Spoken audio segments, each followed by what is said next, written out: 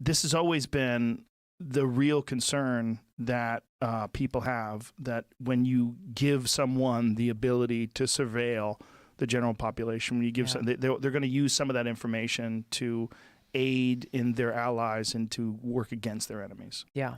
That is, I mean, it's a valid concern. Yes. And I mean, this is what, unfortunately, we've already seen. This is what has been revealed by some of that information that was released by Snowden, and how, for example, the FISA court, as we have it now, is a secret court that has been abused for that purpose, allowing for that surveillance of Americans, violating our civil liberties and privacies.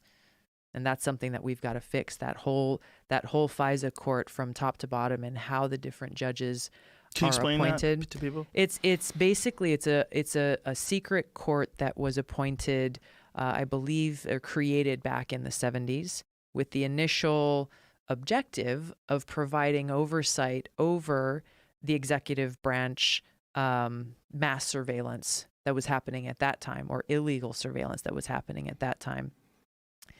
Unfortunately, especially since 9/11, now you have this FISA court that is both used to approve surveillance and surveillance programs on foreign targets, but also on Americans as well. One of the many problems with this is it's a secret court where you have a judge and you have someone representing the government, whether it be one of the intel agencies or the DOD or whatever, coming before this court and making their case to try to get this warrant approved by the judge. There is no advocate there for the people. There is no civil liberties or privacy advocate there. It's a one-sided conversation. And the information being provided by the government is the only information that's being given to the judge.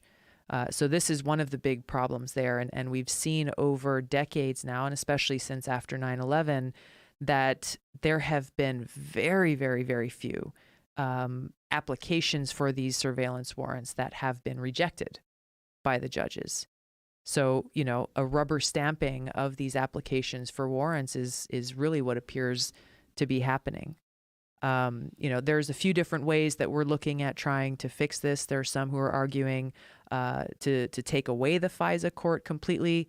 One of the concerns about that is that if we do that, then there has to be some other entity in place to exercise oversight over the executive branch and not allow them to conduct this surveillance, you know, willy-nilly as they please.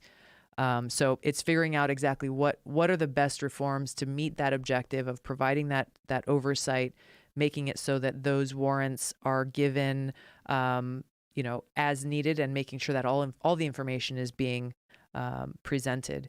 And again, that FISA court was initially put in place to go after, to get warrants to conduct surveillance on foreign targets, not Americans. And that's been one of the biggest problems here with a lot of this mass surveillance is it's collecting our information as Americans illegally and unconstitutionally, because you can't do that unless you go through this process and you actually get a warrant based on evidence.